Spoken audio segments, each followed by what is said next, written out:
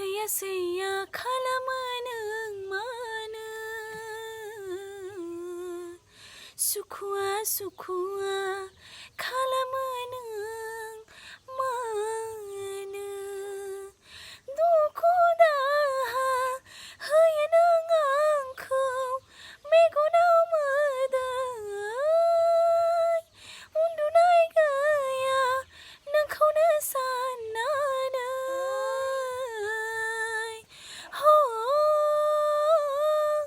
नोंखौनो साननानै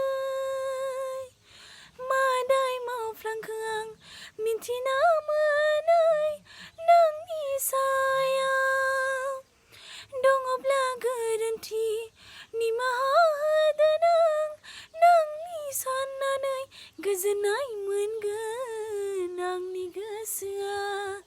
गोजोननाय मोनगोन आंनि गोसोआ सैया खालामो नों मानो सुखुआ